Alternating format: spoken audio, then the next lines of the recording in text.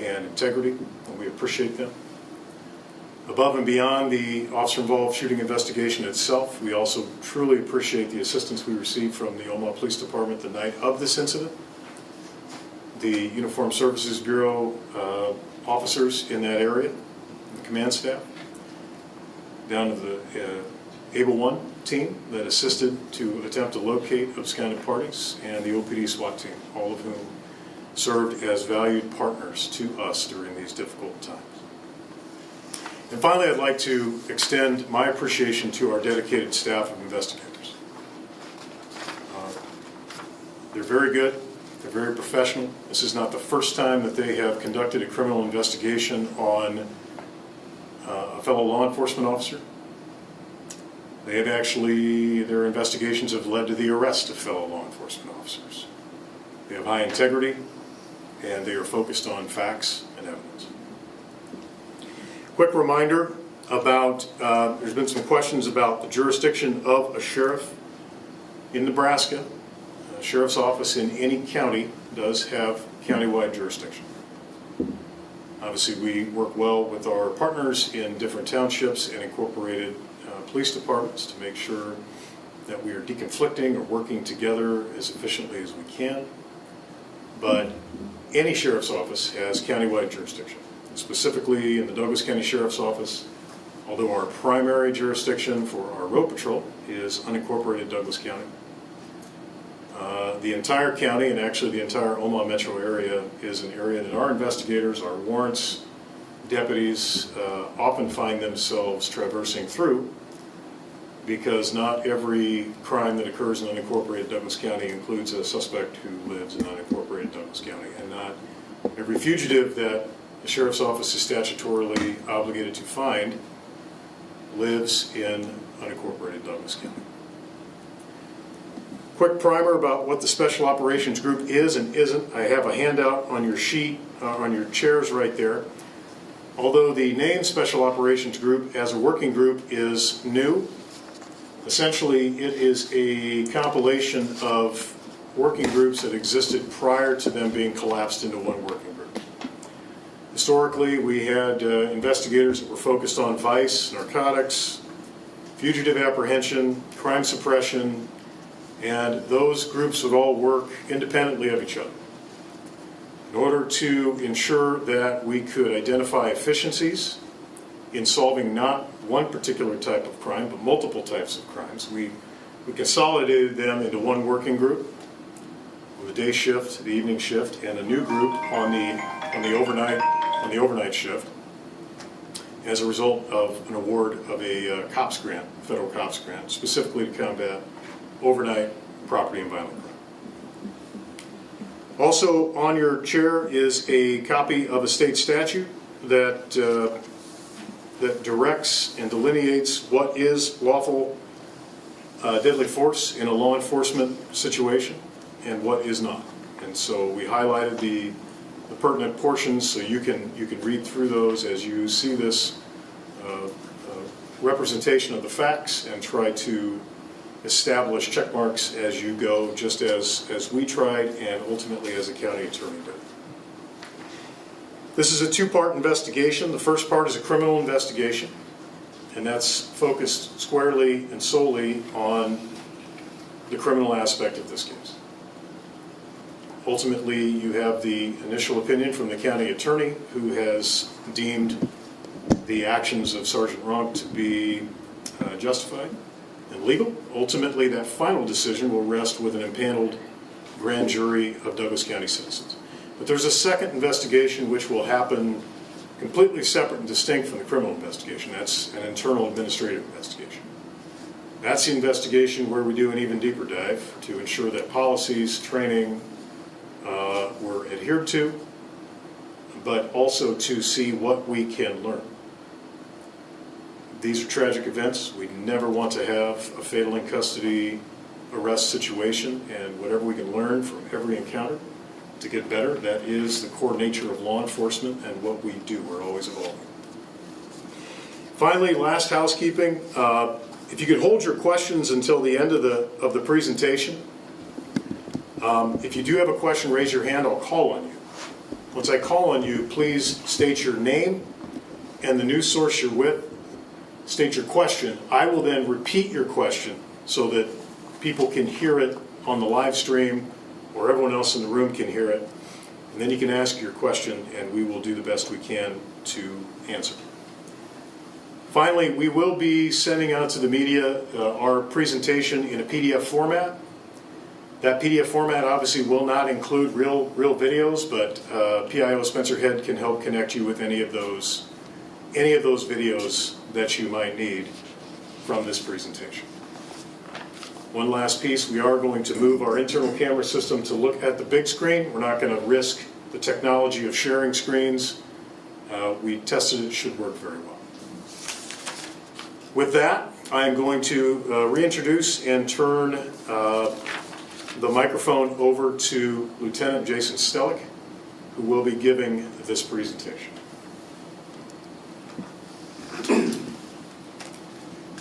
Good afternoon. My name is Lieutenant Jason Stellick, Douglas County Sheriff's Office, Criminal Investigations Bureau. I am the lieutenant who oversaw this officer-involved shooting investigation. Anytime we're involved in an investigation of this sort, our intention is to provide an honest, thorough, transparent, evidence and fact-based investigation. I believe at the conclusion of this, you will find that those measures have been met.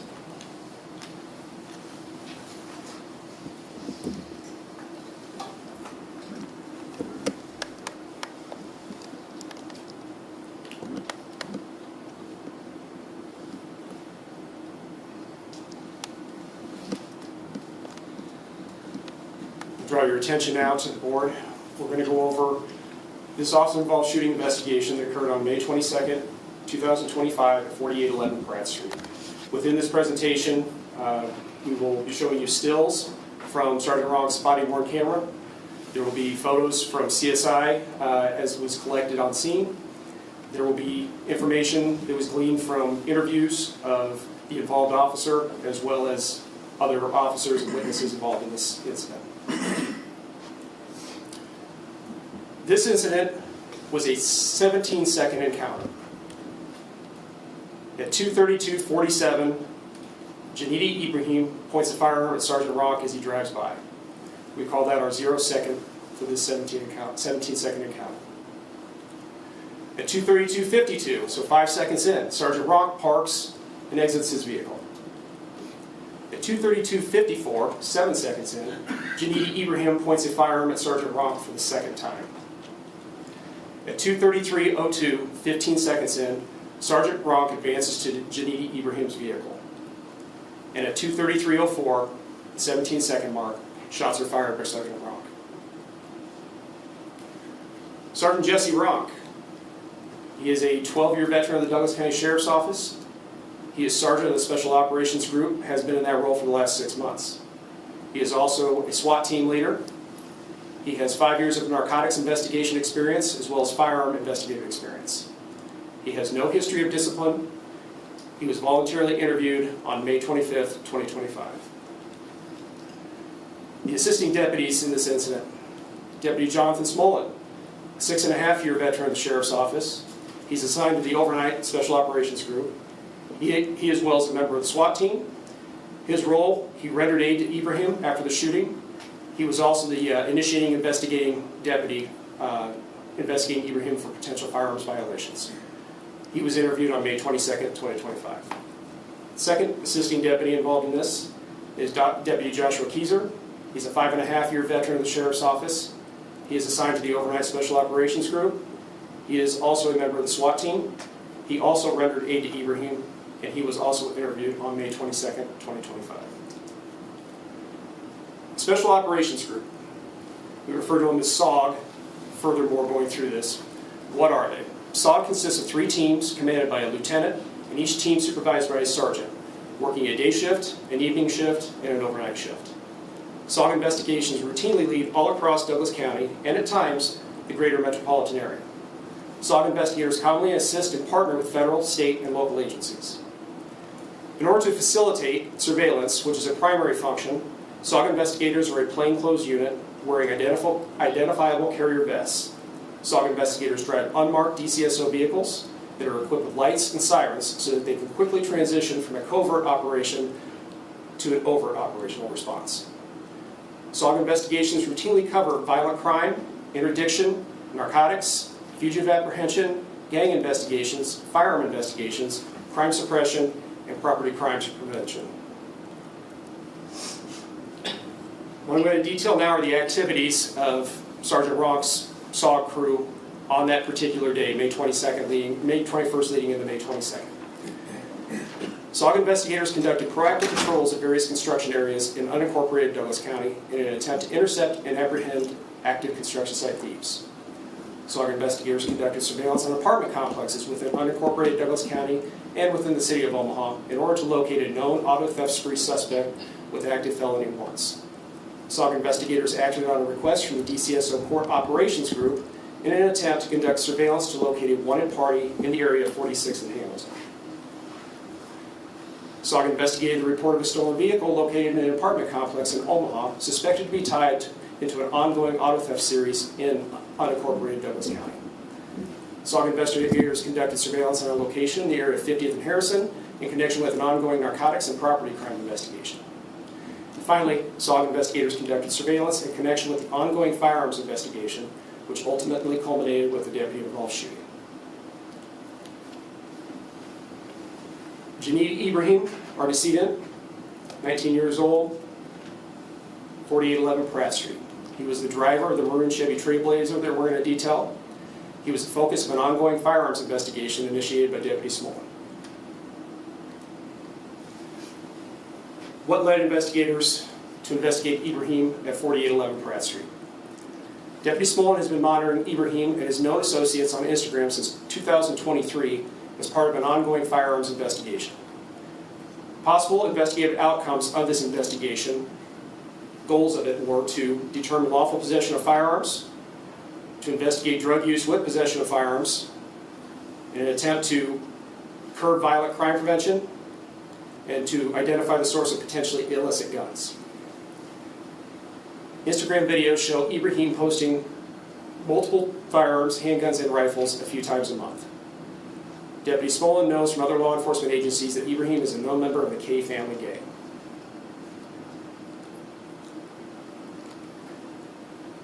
These are several posts, whether they're stills or videos that were taken from Ibrahim's Instagram page. As you can see in these two photos, he's handling both a handgun and an AR-15 style rifle, and then another handgun here, and then just a collection of photos over here.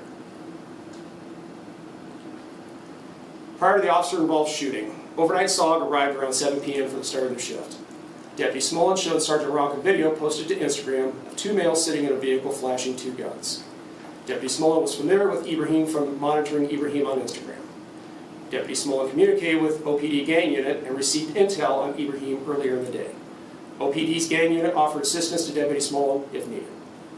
Deputy Keyser and Deputy Smolin leave the office to conduct surveillance at 4811 Pratt Street. The two videos that were referenced previously that Deputy Smolin showed Sergeant Ronk that night prior to going out to do surveillance at 4811 Pratt. The first one was posted on that same date, May 21st, 2025 at 5:34 p.m.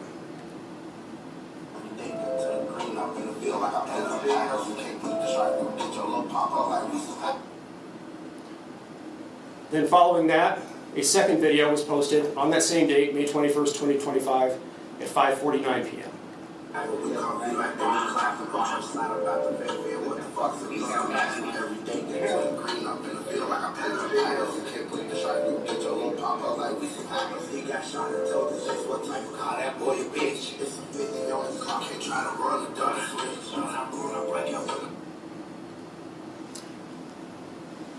One of the two males seen in that video is identified as Samuel Guy. Guy is the male that Deputy Smolin observed in the first two videos. He's 18 years old. Guy is brought to the DCSO and interviewed regarding his knowledge of the officer-involved shooting. Guy stated he was with Ibrahim on Tuesday, May 20th to Wednesday, May 21st. When asked how he knew Ibrahim, Guy stated, first it was OHB, Omaha Home for Boys. The second time was YRTC Kearney, Youth Rehabilitation and Treatment Center Kearney. Guy confirmed he was the male in those videos. Guy said the video was taken in Ibrahim's vehicle outside of Ibrahim's residence at 4811. Correct. Folks, I just want to mention here really quickly, you're not going to see any slides on Janidi Ibrahim's criminal past. That's intentional. We're talking sealed juvenile records that we would need a court order to discuss. So if you did have that question, even if you had it, we can't talk about it even if you ask.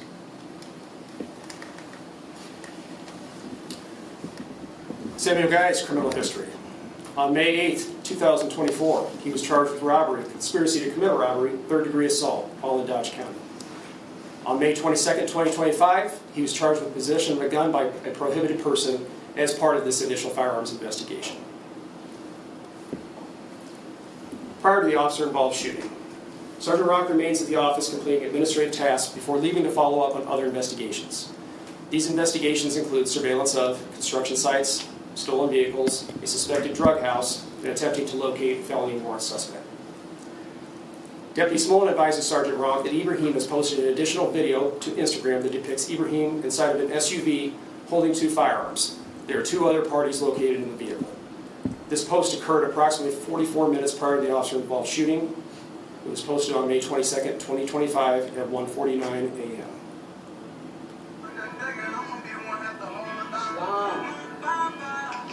It's a dirty world, and I got this shit, nigga. Inshallah.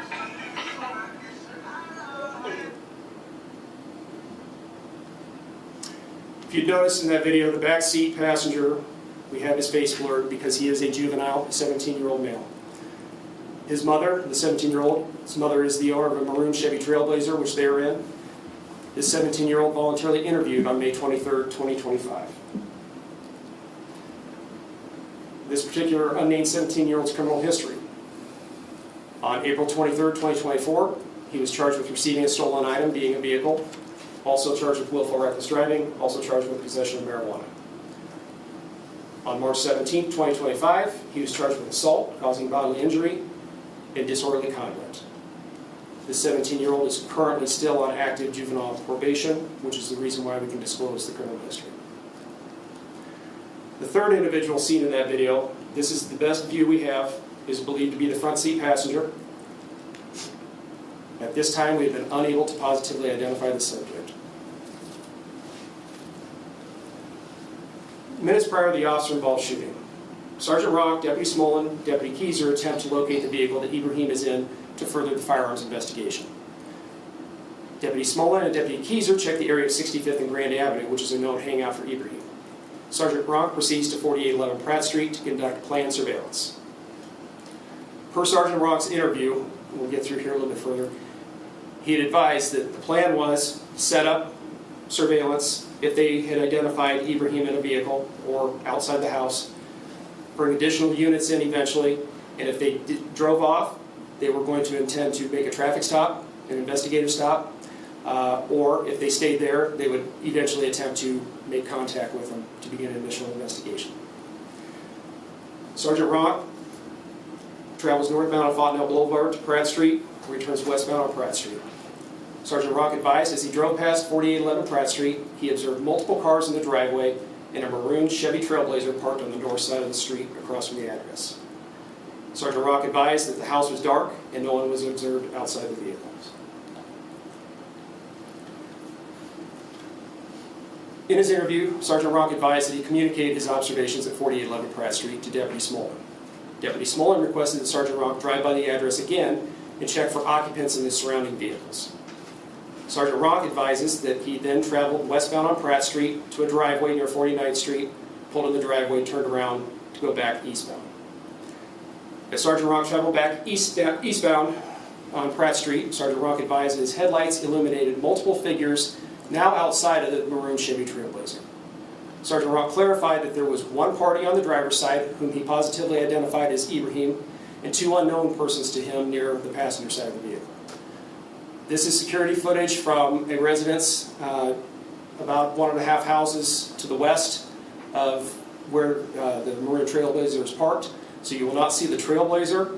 It will be out of sight on the left side of your view, but you will see Sergeant Craig's vehicle westbound and then turning around going eastbound.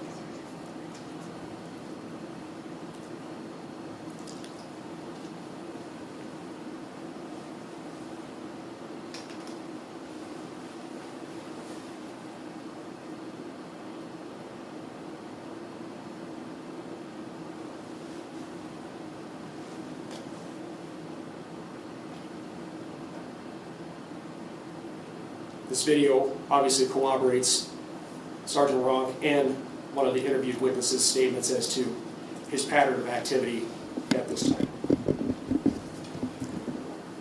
Sergeant Ronk drives east on Pratt. Sergeant Ronk advised in his interview, "I can see a light on the ground. As I get closer, I realize it's a weapon-mounted light that is attached to a pistol." Sergeant Ronk also stated, "I can see the pistol. It's at his side," describing Ibrahim, "right side in his right hand." When questioned about what happened when he drove past the vehicle, Sergeant Ronk stated, "I see the weapon-mounted light muzzle me." Sergeant Ronk would go on to explain what muzzling is. It's a term used in law enforcement fairly commonly. It is when a firearm is pointed directly at you. Sergeant Ronk followed up with, "At that point, I go, holy, he just pointed that gun at me." What we're viewing here is stills from Sergeant Ronk's body-worn camera. Sergeant Ronk is seated in the driver's seat of his vehicle as he's driving eastbound down Pratt, past the red Chevy Trailblazer.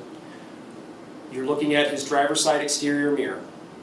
The first photo here shows what ambient light from the street lights look like as it reflects off his mirror. As he proceeds further east, at the point where he describes Ibrahim pointing the firearm at him, you see a very blue, bright light reflect off of his side mirror, which is indicative of the weapon-mounted light that was attached to the weapon that Sergeant Ronk advised was pointed at him. As he continues west, you'll see that light fade as he moves past him. Sergeant Ronk's threat assessment. At the time of the incident, Sergeant Ronk was driving an unmarked Nissan Pathfinder. Sergeant Ronk stated he became very concerned for the safety and well-being of the public because Ibrahim pointed the firearm at Sergeant Ronk, who was driving what appeared to be a non-law enforcement vehicle. In his interview, Sergeant Ronk stated, "I have to intervene right away. To me, that is a threat to the public that he is just muzzling cars driving past him." These are the initial still shots taken from Sergeant Ronk's body-worn camera as he exits the vehicle after he's stopped. Sergeant Ronk puts his vehicle in park just east of the maroon Chevy Trailblazer. Sergeant Ronk exits the vehicle and activates his body-worn camera. Sergeant Ronk stated, "I faced him, and at this point, he is now facing me. He is clearly squared up on me." Sergeant Ronk stated he gave the command, "Don't move." In these stills that are set in hundreds of seconds behind each other, this is the initial where you're seeing a very, very bright light reflecting off of Sergeant Ronk's left hand as he's activating his body-worn camera that's affixed to his chest. The second photo shows the ground illuminated as well as that light pointed in his direction.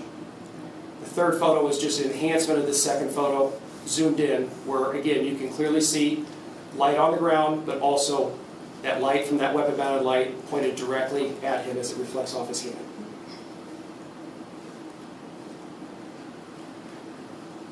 Again, additional security footage from that same residence that we showed Sergeant Ronk's vehicle going past. In this video, Sergeant Ronk can be heard giving the first command, "Don't move," which was not caught on body-worn camera due to the factory settings. Factory settings of the body-worn cameras, they constantly are recording, but they purge themselves and record over themselves until you activate the body-worn camera device to intentionally record. Once you activate that device, it captures 30 seconds prior to the activation of video but not audio. This camera with audio will demonstrate that he did give a command as he got out of the car that's not recorded on his body-worn camera because it didn't pick up until he had activated the button. Sergeant Ronk's vehicle going past eastbound.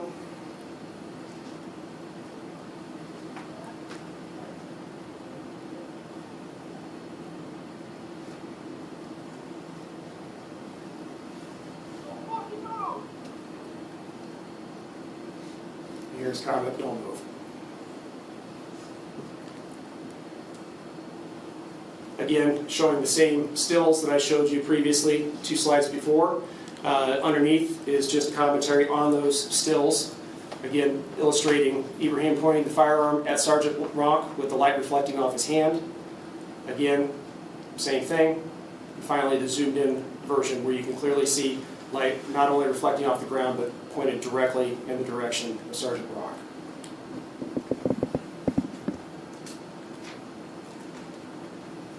As Sergeant Ronk has exited the vehicle and closes the distance from his vehicle to the maroon Chevy Trailblazer, Sergeant Ronk advises he sees who he believed was the front seat passenger flee westbound on Pratt Street, which is seen right there.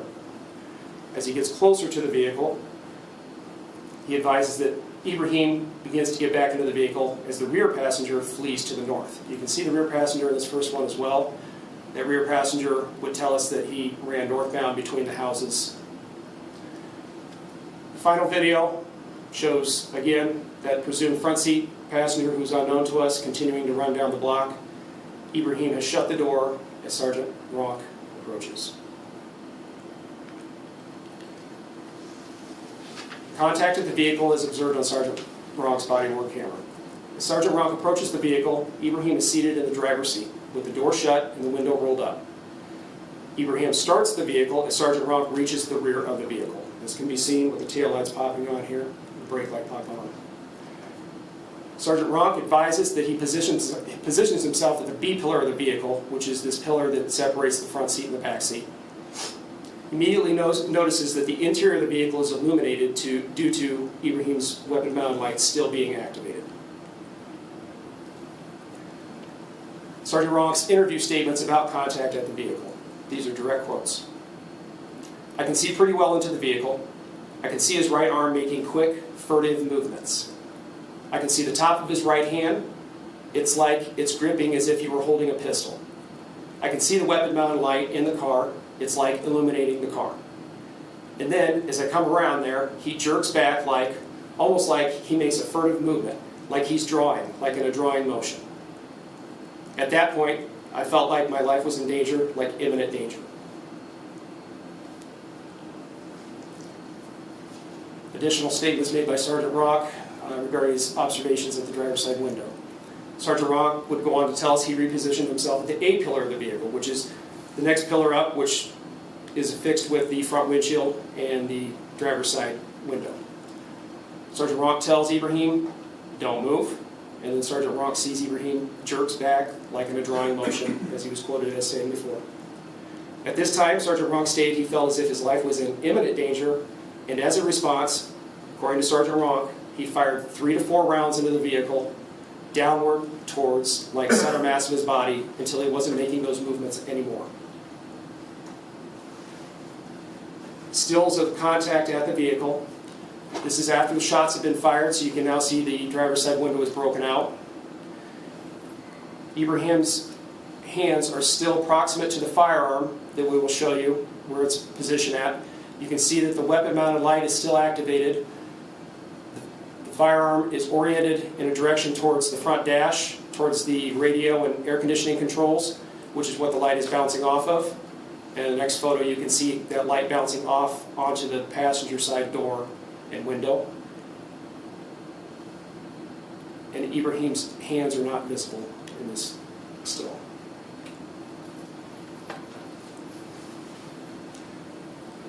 Again, the shot on the left is just, again, demonstrating where the light was bouncing off of in the vehicle. The photo on the right is our crime scene photographs after the event. This is looking at the driver's seat inside. You see glass break. What is circled in red we will enhance here shortly with some other photographs, but this is the firearm with that weapon-mounted light affixed to it, facing in the direction that I just previously described. Immediately after shots are fired, Sergeant Ronk opens the driver's side door and removes Ibrahim from the vehicle. As Sergeant Ronk opens the door, Sergeant Ronk gives Ibrahim the command, drop your gun. Sergeant Ronk states, I put out over the radio that shots were fired, I paused, and he put up his hand. I think at some point I said, drop the gun. After reviewing Sergeant Rock's body-worn camera, these are the commands that are overheard, quote unquote. First command, Echo 4, clear the air. Echo 4 is his designator to dispatch as to who he is. Following comment is overheard, don't move. At that point, we overhear 4 gunshots. At that point, Sergeant Rock is overheard saying, shots fired, drop your gun. Echo 4, I'm out at 4-5 in Pratt. I have 1 down, send me a squad, 88 for now, 3 parties ran on foot.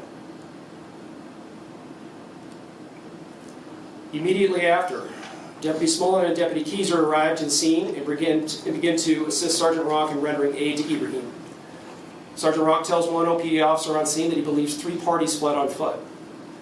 Sergeant Rock goes on to tell another OPD officer on scene, quote unquote, they scattered, like, I'm driving down this way, he points to the west, he's got a pistol as I pass, and he's like flashing it, motions right hand as if it's gripping a firearm. He's got like a pistol light, I stop there, tell him to stop, and then the remaining of this is unintelligible. Deputy Smolin looks into the driver's side window of the maroon Chevy Trailblazer once he arrives on scene and confirms that he can see a firearm. Ibrahim is transported to UNMC via OFD with CPR in progress. Post-officer-involved shooting investigation. Douglas County Sheriff's Office Criminal Investigation Division investigators are called to the scene to conduct the officer-involved shooting investigation. The Omaha Police Department SWAT team is requested to help execute a search warrant at the residence of 4811 Pratt Street in an attempt to locate items of evidentiary value and potentially the parties who fled the scene. Douglas County Sheriff's Office drone operators arrive on scene to conduct a scene flyover. Douglas County Sheriff's Office crime scene investigators arrive on scene to process the residents, the vehicles, and the scene itself. This is the same photo, just highlighted on the right to explain what you're looking at. So this vehicle here is Sergeant Rock's vehicle. This vehicle here is the vehicle Ibrahim was in. This driveway right here is 4811 Pratt. The distance between Sergeant Rock's vehicle and Ibrahim's vehicle is approximately 62 feet.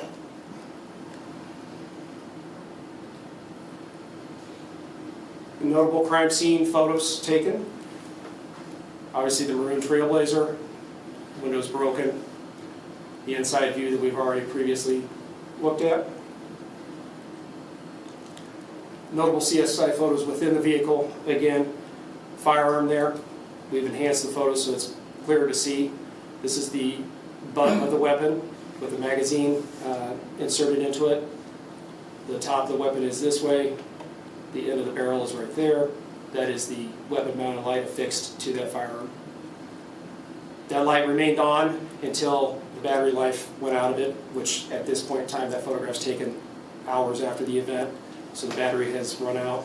My investigators charged the battery to ensure that it was capable of working, and it activates once it's charged. What you're looking at now is a second firearm that was located in the vehicle. On the right side is the original photo.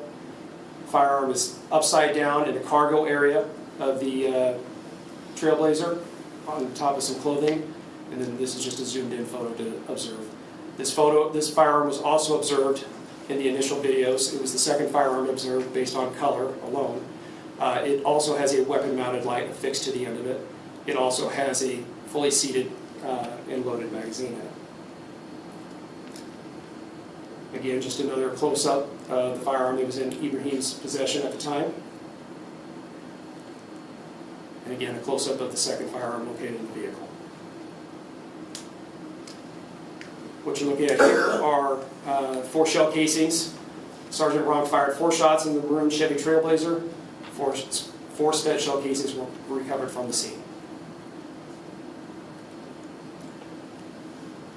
The backseat passenger, who I identified as a 17-year-old juvenile, was interviewed on May 23, 2025, in the presence of his attorney.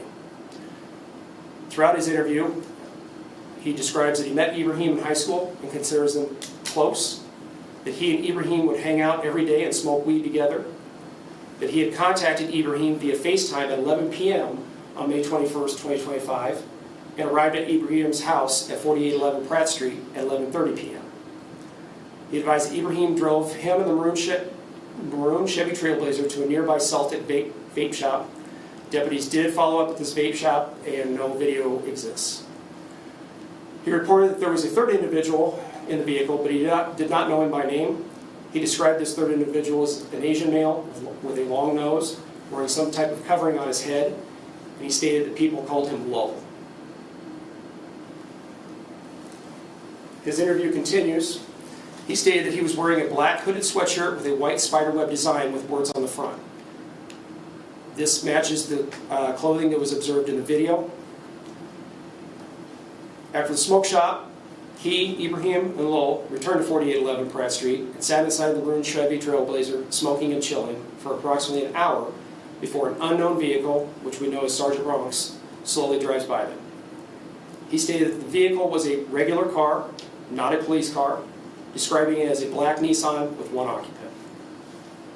He goes on to state that the unknown vehicle, being Sergeant Ronks, drove westbound on Pratt Street, then made a U-turn at the top of the hill, and then drove back eastbound towards them again. He states that he, Ibrahim, and Lowell got out of the maroon Chevy Trailblazer. He states that the unknown individual, identified as Sergeant Ronk, parked the black Nissan and started to run towards them while they were all out of the Chevy Trailblazer. He stated that he could hear Sergeant Ronk say, "Stop, stop, police, stop, police." He stated that Sergeant Ronk was wearing a tan army vest and a baseball cap. He stated that he, Ibrahim, and Lowell got back into the Chevy Trailblazer as Sergeant Ronk was running towards them. He goes on to say that Ibrahim sat back in the driver's seat. He advised that Sergeant Ronk ran up from behind the Trailblazer towards the driver's seat window where Ibrahim was sitting. He advised that he believed Lowell ran away from the vehicle prior to the shooting. He advised that he ran away from the vehicle through a nearby backyard. He advised that he heard the unknown individual, Sergeant Ronk, say, "Shots fired, shots fired." He estimated this all occurred in under 14 seconds. This photo is the morning after. This is Sergeant Ronk's, what he was wearing at that time. He's wearing his armored vest. He's got his body-worn camera fixed to the front, a radio, a couple magazine pouches, and sheriff placards on the front and on the back. He's got his duty weapon and his duty belt on. This is just a blown-up picture of that vest because the lighting was poor there, where you can see it clearly as marked sheriff.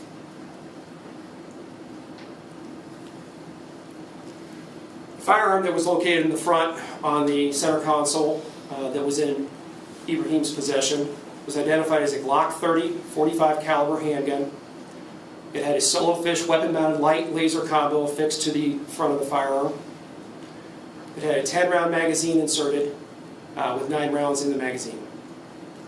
It was reported stolen from a vehicle at 4608 Parkview Drive on September 29, 2024. Ibrahim's DNA profile was located on the Glock 30 and its associated loaded magazine.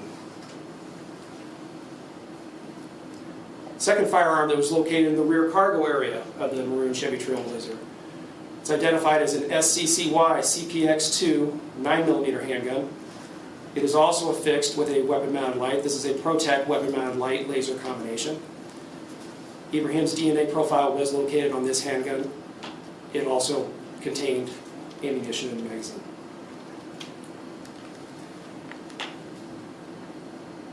Ibrahim's injuries. An autopsy was performed on Ibrahim the morning of May 23, 2025.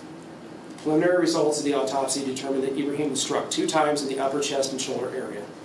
The coroner's final autopsy and toxicology report is still pending.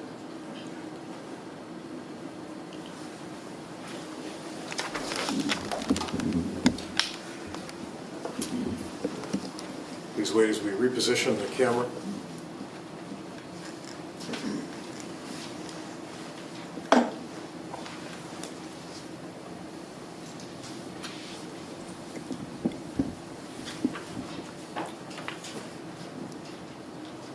Yet again, we know that this is a very tragic situation, very tragic ending.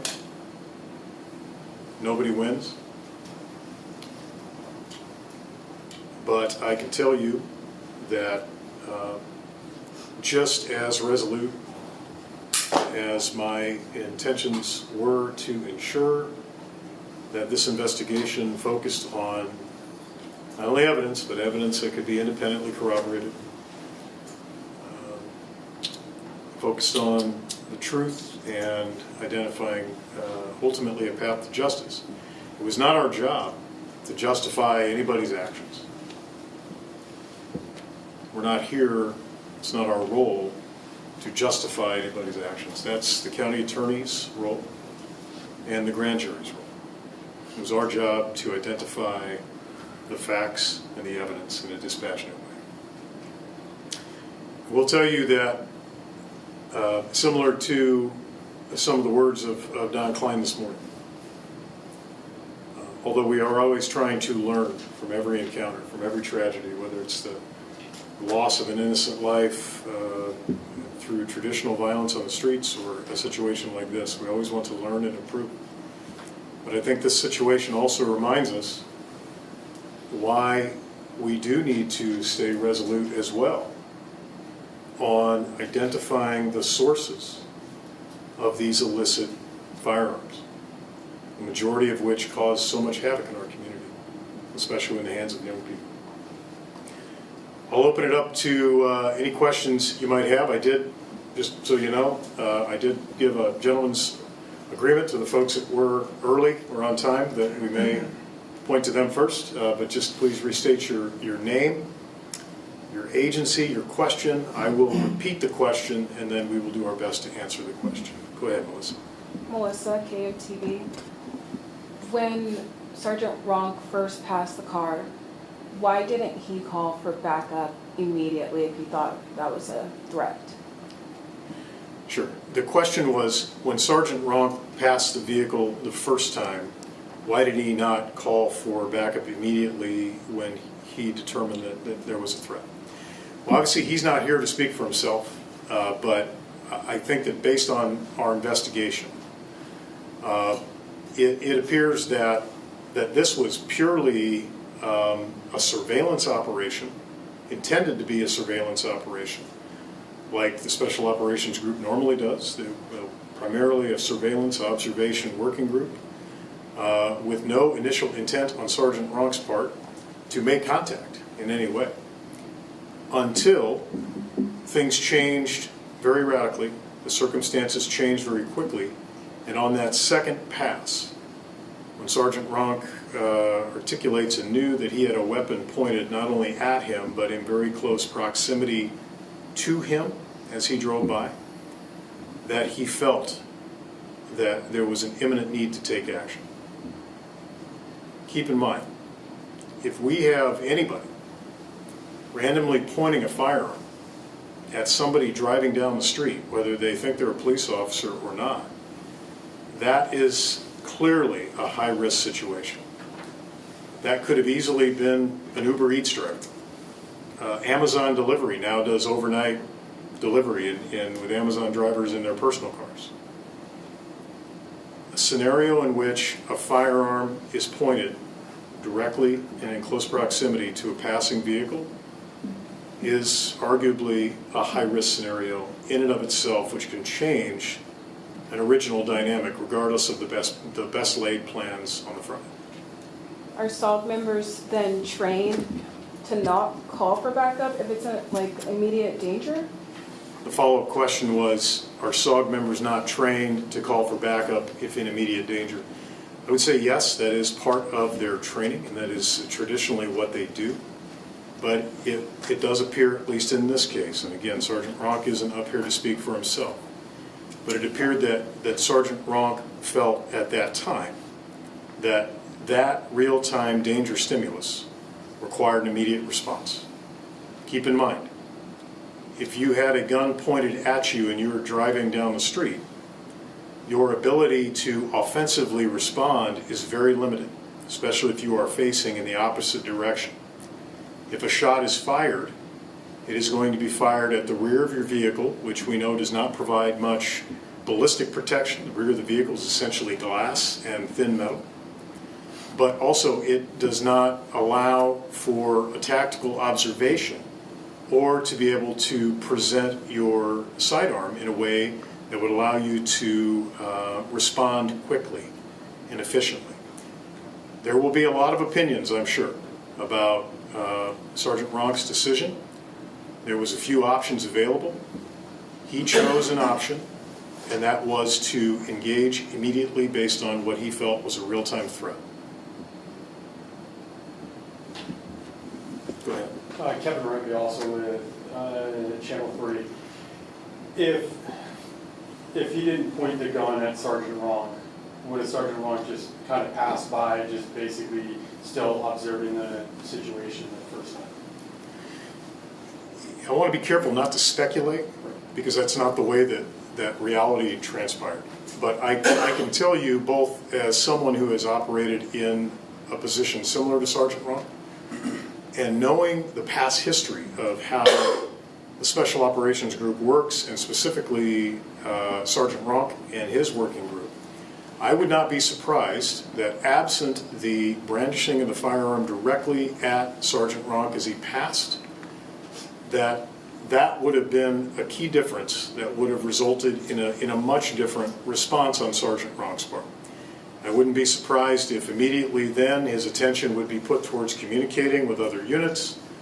Hey, found the individuals. They are armed with a firearm, even if they're armed. Law enforcement engage armed individuals all the time. It's a very rare circumstance in which those weapons are brandished directly at a law enforcement officer. I can only surmise, based on what I know about Sergeant Ronk and this team and those operations in general, regardless of the agency, that absent the real-time threat, they probably would have repositioned to a safe place, called not only for his two-deputy investigative vehicle, but also for Able 1, probably K-9 units, and perimeter to be set up well in advance before contact was made. But unfortunately, those plans went out the window very fast, obviously, when the dynamic changed and the firearm was pointed directly at Sergeant Ronk in close proximity. Chris Monkey, World Herald. Where were the other two deputies that showed up on the scene next? Where were they when the shooting happened? Like, how far away were they? The question was, where were the other two deputies that showed up in a secondary capacity to render aid?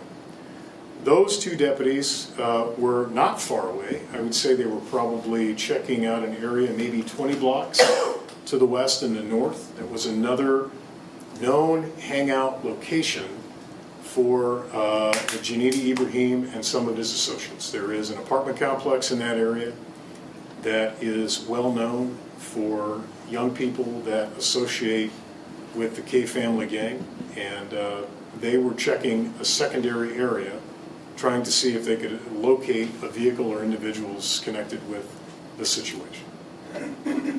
How long did it take them to get there? And then their work was render aid, so Deputy Ronk did not render aid again?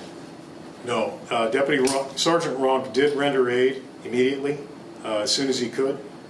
That aid was supplemented by the two additional investigators upon their arrival at the scene. I would estimate, and Lieutenant Stellick will correct me if I'm wrong on my estimation, but I would estimate that the other deputies arrived under 2 minutes, if not maybe even under 90 seconds from the initial encounter. John. John Chapman, WWT. Is your internal investigation complete, and if so, what are your findings? The question is the internal investigation complete, and if so, what are the findings? No, the internal investigation officially launches today, now that we have the initial findings from the Douglas County Attorney on potential criminal charges or lack thereof. That is a completely separate side of Douglas County Sheriff's Office, separate and distinct from the criminal investigators. We have a chief deputy and a lieutenant who specifically oversee internal affairs. That investigation does not have a definitive end date. I anticipate there probably will be additional follow-up interviews, because again, that is a very different investigation. At this point, it would be inappropriate of me to render any conclusions at this point when it comes to the potential outcome of an internal administrative investigation. I trust my people to do, yet again, a fair and accurate review, not only of this situation, but to compare it to our policies, our training, not only when it comes to Sergeant Ronk and his actions, but also what can we learn, like law enforcement always does, to improve. Mr. King. William King, 95.7 The Boss. I noticed in one of those stills, I've done a lot of investigation that, and you indicated that the light was pointed towards the radio. I also noticed in that picture that the ignition was, the gear was in drive, so that probably could have been the initial move where if you started a car, the next thing you do is put it in drive. It seemed like it was in, the car was in drive, the ignition. Usually it's in park up front, but it's in drive, so, and the gun was on the side. I know things are split second. It goes back to her question, what is the procedure of solving if they're on surveillance? And even though he pointed a gun, he didn't shoot the gun, so, and he let him pass by, so he wasn't a threat, he let him pass by. But, so what is the procedure after that? Because looking at those pictures, he was trying to get away. You start the car at the right hand, and he put it in gear. That car looked like he was in, that picture like he was in gear, in the driver gear, when he was trying to get away, when that shot went off. So I know everything's a split second. What's the procedure? Because we don't want this to happen. We can't change yesterday, but the only thing we do is affect tomorrow. Sure. Well, again, the typical procedure is to take advantage of time and distance and tactics and manpower and radio communication and additional assets.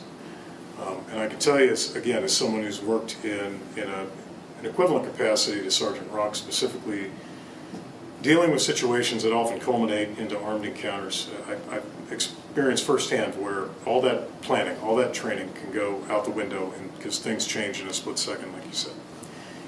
In that case, specifically with the gear shifter, I can tell you that that gear shifter was in drive, in position of drive, next to the firearm. And again, the firearm light, it's a little deceiving on the image. It is aiming straight forward next to the gear shifter with the light being reflected off to the window. So it's actually, it looks like it's hitting two places, but the beam is hitting here.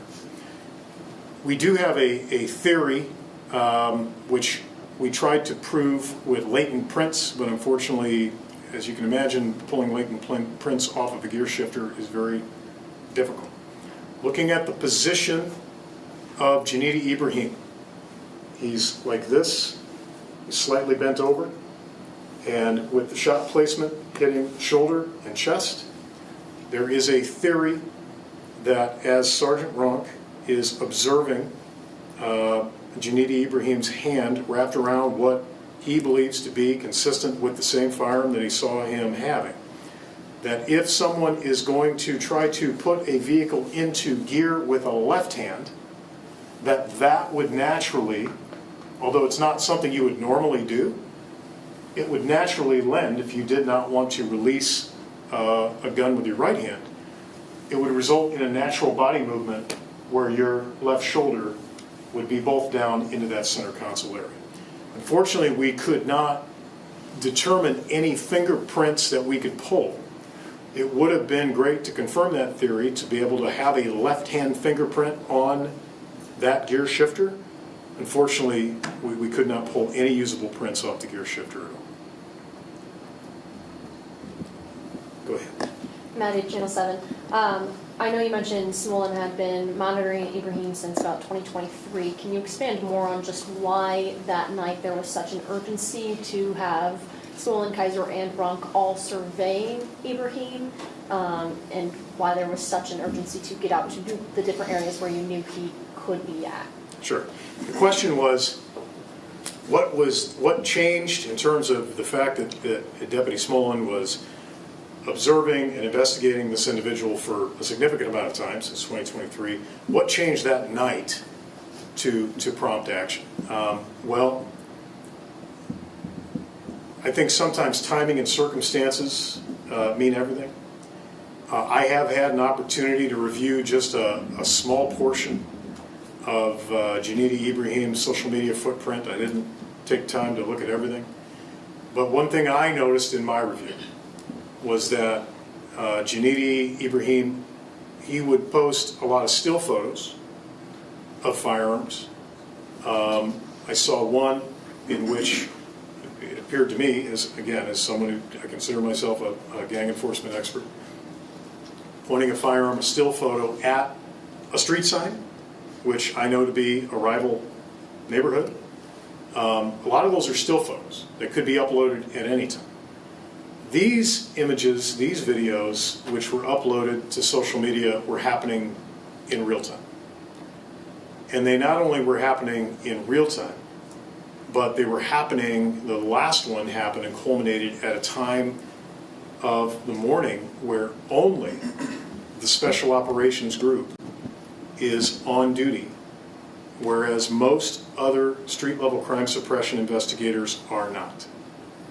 And so I would imagine that that factored into their team decision, because although the primary function that they serve is to investigate crimes that specifically touch on unincorporated Douglas County crimes or wanted parties being seeked out by the sheriff's office, I've also made it clear that if they can follow through in investigations in the middle of the night when no one else is available and help prevent a tragedy, help prevent a family from losing a loved one, that I want them at least to be observant of those activities. Now, unfortunately, that well-intentioned decision ultimately resulted in a family losing a loved one.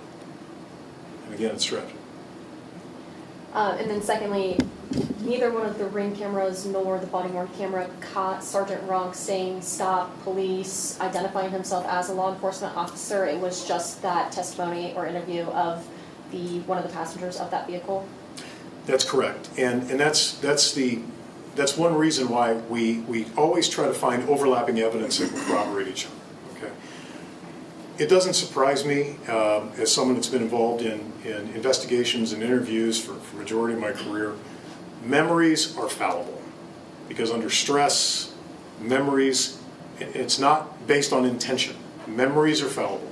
Okay, a lot of it has to do with the physiological response of adrenaline dumps and what that does to your brain in real time, but also what it does to your memory. The most telling thing that I took from the interview of the 17-year-old young man on juvenile probation is that regardless of the fact that he was obviously not correct in exactly what Sergeant Ronk said, it's very clear that in his mind he knew that Sergeant Ronk was law enforcement. Because from what we can find on all available independent evidence, Sergeant Ronk said, "Don't expletive move," as he exited the vehicle initially within seconds of having the gun pointed at him, and then followed up again prior to the shots fired, again saying, "Don't expletive move." Those two orders are clear based on independent audio and video evidence. Melissa. Did Sergeant Ronk turn on his lights when he first got out the car? Was it really obvious that he was law enforcement at the time?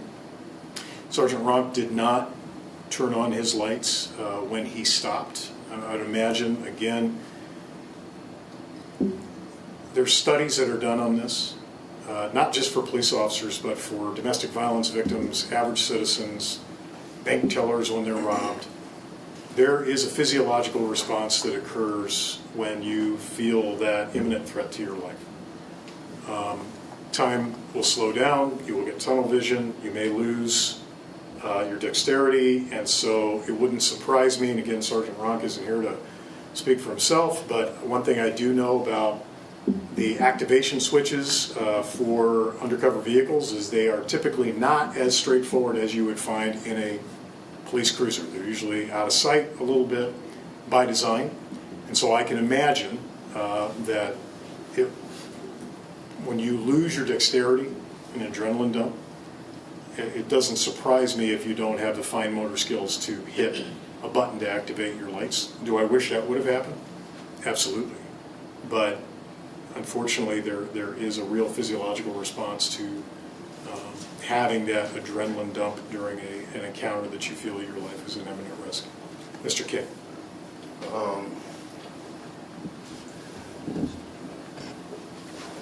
When you're in an environment where lives are can be taken in a second, shouldn't those men and women be trained for those situations? We have practice in all other disciplines. You can't make excuses. Woulda, coulda, shoulda. And that's why the procedures is so important. And if they violated procedures, then if he would have followed procedures, then this would have never happened. And so what happens when an officer violates procedures and something like this happened? Because it's like protocol wasn't followed, because he said manpower, time, distance, none of that was followed. When the gentleman passed by, he was no longer a threat. He didn't shoot, he didn't say anything until he was actually engaged. I'm from North Omaha. I'm from the hood, and if someone come by and turn around, I'm looking now. You know, if I'm in front of my house and someone turn around, man, I'm on alert. I don't know who the hell you are. If you don't have a police identified car, so you gotta. That also has to be in the training, and that's why the protocol is so important. That obviously the officer did not follow, because he immediately engaged. Mr. King, I want to make sure that I repeat your question. Yes, I want to be respectful to your question. Yes, sir. Because I know there's also commentary following the question, which I understand. Yeah. But if we can let's stick to questions. I'm going to try to answer your question, and I'm going to try to answer some of your commentary. So first, I want to make sure I clarify something. Sergeant Ronk, it wasn't until the second pass. On the first pass, there was nothing notable. On the first pass of the vehicle, there was nothing observed that indicated that there was any threats in this vehicle, other than potentially what he knew on social media. So it was unremarkable at that point. These individuals may have, let me finish. It's on the second pass with the vehicle being pointed that's where things change. And I want to tell you, Mr. King, please, I want to answer your question. Part of your question had an underlying assumption, which I need to make sure we're clear on. Okay. We do have a deadly force policy in the Douglas County Sheriff's Office. It is patterned largely upon, almost exclusively upon state law. We also do provide training that dictate for the typical scenario in which deputies will respond either to a barricaded person or some type of a crime or an arrest. I can tell you that there is no policy in our policies and procedures manual that specifically talks about the way this scenario actually evolved. And I'm not trying to be glib, I'm not trying to skirt around it. There is a multitude of scenarios that happen that are always different with their own unique fact patterns. And so I can tell you that the closest policy that we have to touch on a scenario like this would be the deadly force policy, because Sergeant Ronk, per his interview on the criminal side of this case and investigation, indicated that he felt his life was in danger and the public was at risk. Beyond that, when it comes to whether or not he abided by his training, abided by other policies, that will yet to be determined in the internal investigation. But one thing I do want to make sure we're clear. By the very nature that Sergeant Ronk is on the SWAT team, above and beyond the training that we provide to every deputy in the Douglas County Sheriff's Office, which I think last time I checked, we double the required number of hours of training that we need to per state law. We typically double those number of hours. Sergeant Ronk is even further beyond that, because he is engaged every month in 2 dedicated days of SWAT training, in which they specifically deal not only with high-risk entry scenarios, but also close quarter combat scenarios, de-escalation scenarios, scenarios in which you are using a negotiator to try to de-escalate, using time and tactics and patience to your advantage. Unfortunately, there's very few training scenarios in which they typically start right out of the chute with a gun being pointed directly at you as you drive by. Mr. King, I'll let you do another follow-up. Go ahead. Well, I just, he got one pass and he came back. And so I would feel threatened if someone turned around at 2 o'clock in the morning. I would at least be on guard. So again, I want to go over what are the procedures, what are the policies? Because again, obviously, if he would have followed that, I don't think we would be in this role. Well, I can tell you that, let me give you a scenario that didn't happen, okay? Let's say Sergeant Ronk, on his own, came across an individual with no backup, in that same scenario, without a gun being pointed at him, and decided without backup to immediately jump out of his vehicle and make contact. That would not be consistent with our training, okay? That's not what happened in this case. And again, I want to make sure we're clear. What we're focused on today is the criminal investigation, which has culminated, at least at this point, with the county attorney's opinion. I would not be doing my job if I gave you a definitive conclusion about whether or not how I thought the administrative internal investigation was going to turn out. I want to let those investigators independently investigate those facets so that ultimately, as the executive, that I can render the final decision, not only about Sergeant Ronk's decisions and actions right there, to your point, but also the larger issue of ensuring that if there is more that we can do to minimize the potential of outcomes culminating into this type of an outcome, while at the same time not giving way on preserving public safety, that we can do that. Let me remind you, again, I'm the same way, Mr. King. If I see a car drive down my street and do a U-turn, of course I'm going to look at it. But I'm not going to point my gun at it. You're ready though. I'm not going to point my gun at it because it could be an Uber driver, it could be a neighbor, it could be someone lost, it could be someone looking at their map. There's a multitude of reasons that could be completely legitimate of why someone might drive exactly like Sergeant Ronk did, or even just a police officer doing surveillance. Pointing a weapon at a vehicle that constitutes no articulable threat to you is a recipe for disaster, regardless of what part of town, what part of the county, or who it is. Go ahead, sir. I'm sorry, you were waiting. I have a couple questions, but so the light remained on until the battery died, and then you recharged the batteries again, correct? Was the light working properly? Were you able to turn it on and off? So the question was, from World Herald, was the light on, confirming that the light was on, yes, initially. The battery for the tactical light on the stolen Glock in the center console eventually died because it was left on. Yes, that occurred. Thirdly, when investigators recharged the battery on the tactical light, was it functional? Yes, it was. Fourthly, to bring further clarity, I believe, and please correct me if I'm wrong, that particular type of light really has two settings. One setting is for touching it so that it is on when you have your finger on the on button.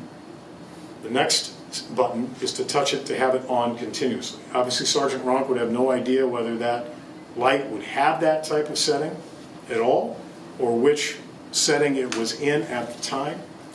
I can tell you, as a law enforcement professional and sheriff, typically law enforcement is familiar with the pressure-sensitive function on a tactical light because you don't want to have the light on all the time for a multitude of tactical reasons. I hope that answered your question. It does. And a follow-up, and while I understand that from the sergeant's perspective, having the light means that there's a gun pointed at you, isn't it possible that Ibrahim was using the light to see who was coming into his neighborhood rather than pointing it in a thing? Unfortunately, we can't interview Mr. Ibrahim to determine his intent, but I can tell you that even if he had the best intentions to illuminate somebody who was driving down his street with a weapon-mounted flashlight on a loaded gun, there's no scenario in which a reasonable person, in my opinion, would think that that's an appropriate usage of that type of firearm companion equipment. And just, Yeah, one more. yes. What reason did the investigators have to believe that Ibrahim did not lawfully possess the firearms in the social media photos and videos? Okay. So, again, I'm going to go just some broad-based potential as someone that's conducted firearms investigations myself.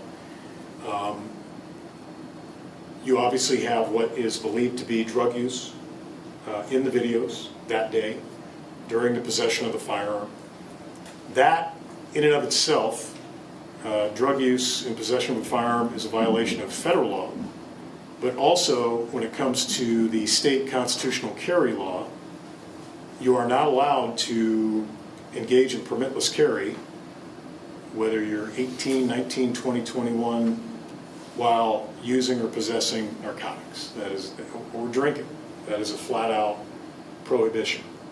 I would say, in addition, looking at that video, at least two of the individuals in that image look very young, one of which was 17 years old, the young juvenile probationer. Samuel Guy was 18 years old, but could easily be mistaken. I look at his mugshot, I still think he looks 12. He looks very young.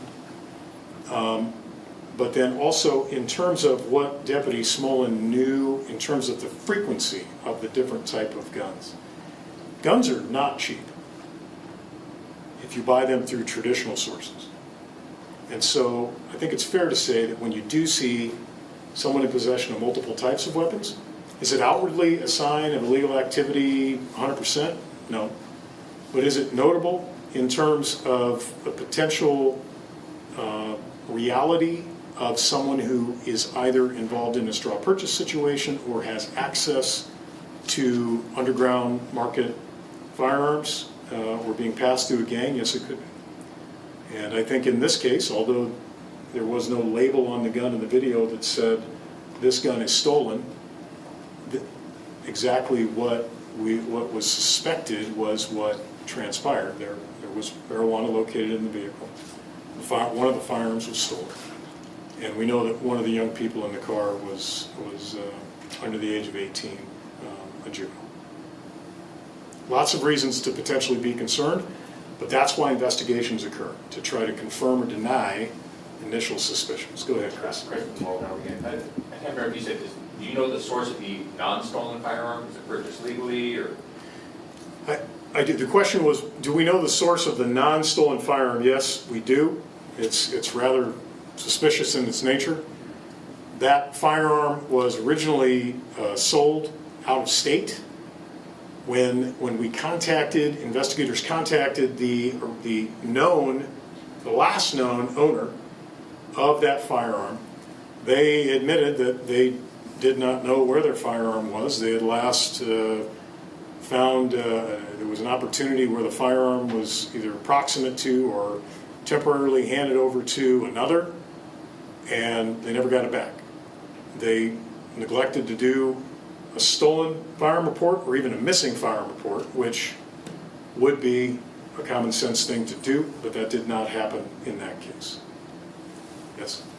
The sheriff on the front of your guys' vest, does it reflect light when you point something, when you point like a flashlight or when we saw a tactical light at it? I'll have to refer that to Lieutenant Stellick. I did not physically put eyes on the actual vest. So. So the placard is of a matte finish, that black color. It appears when we hold light up to it, that it does have some shine to it. Now, can I tell you from a distance away whether it's going to light you up like a Christmas tree? I don't have that information. does it reflect light that we've, seen or something like that, or not? When we point a flashlight at it, like I said, it gives a sheen to it, a black sheen, so it's visible that you can read You the can word. see that, Yep. it say, sheriff on it. Yes. so. Yep.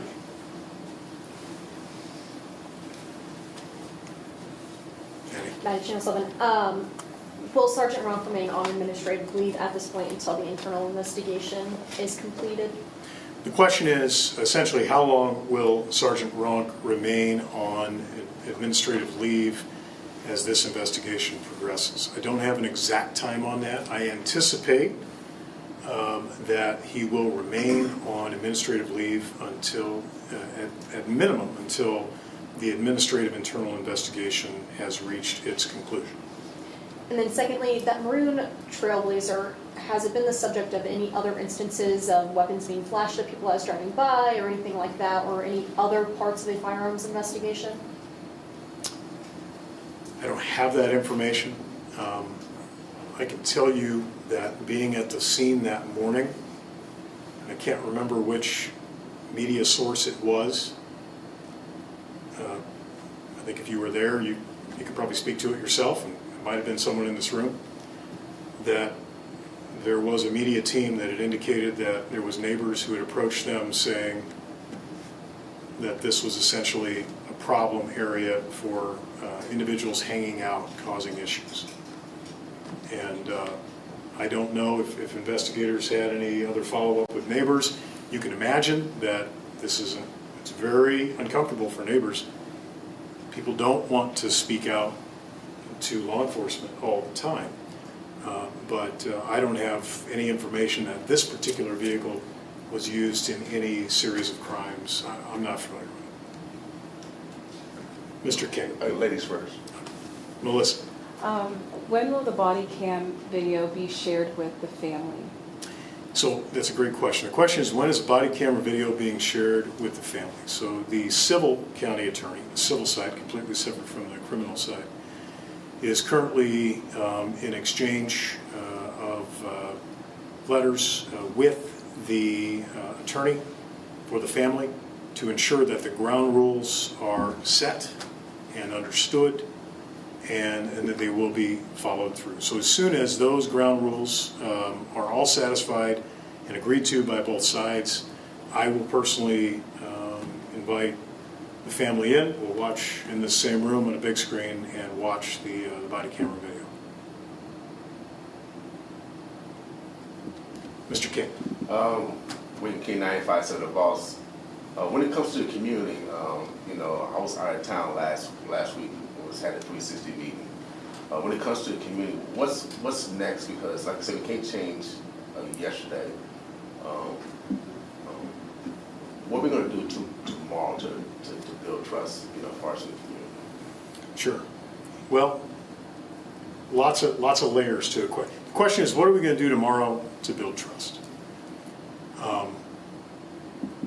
Difficult question, because I think with every high-profile encounter, regardless of the agency, regardless of the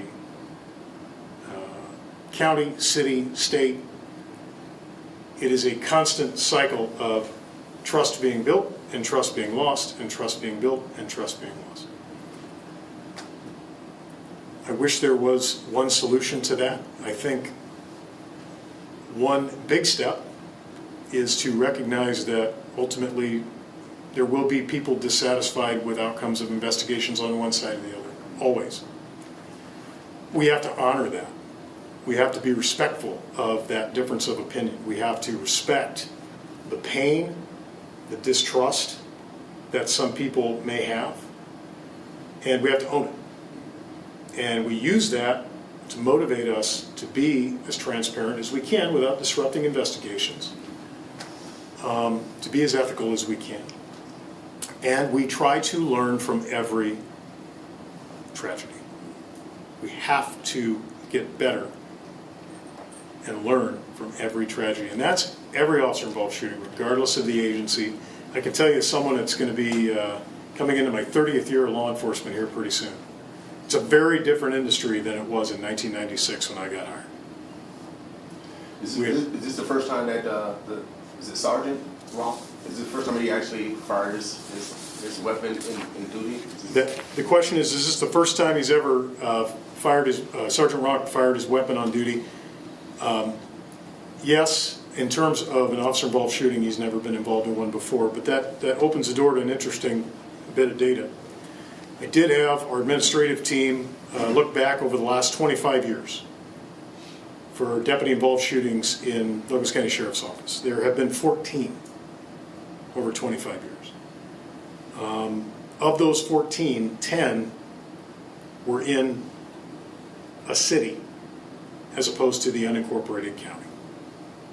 And that's less has to do with those initial encounters or the location, but probably has more to do with the fact that it lends more credibility to the understanding that a sheriff's office, although we leave the primary crime investigation to whether it's Waterloo Police Department or Omaha Police Department, we do have a countywide responsibility for our investigations that touch our agency or the wanted parties that we deal with specifically across Douglas County. Maddie? Of those 14, do you know how many of them were fatal? Yes, I do.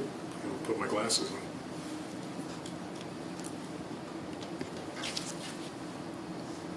Of those 14, 1, 2, 3, 4, 5 were fatal. Actually, I'm sorry, 6. 6 of them ended up in a fatal outcome. Does that include this most recent one? Yes. Yes, confirmed. Okay, yeah. Dr. Velasco. Melissa, go ahead. How has OPD assisted in the investigation, and at what point did OPD come into the picture? Was it when the raid of the house? Was that the first time OPD was involved in the case? I'd say it all depends on the definition of involved. I mean, I think that if you start off just very generally, you know, the very peer-to-peer nature of a deconfliction conversation that occurred between the overnight Special Operations Group Deputy Smolin and one of his counterparts in the gang unit in OPD. This was prior to the incident. There was that unofficial deconfliction to discuss the topic. They knew it was both on their shared radar screen.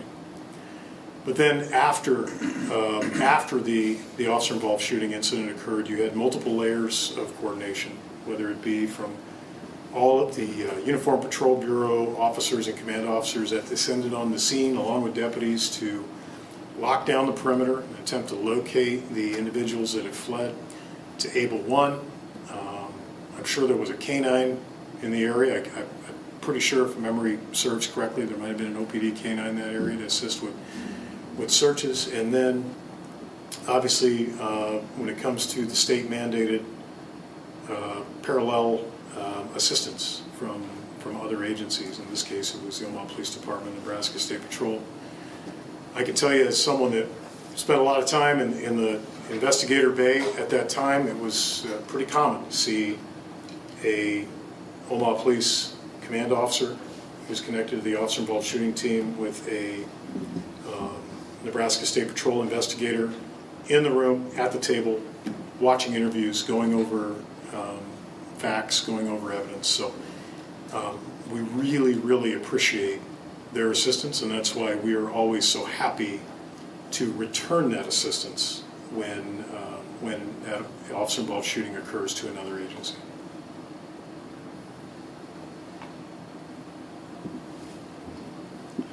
Okay, folks, thank you very much for your time and attention.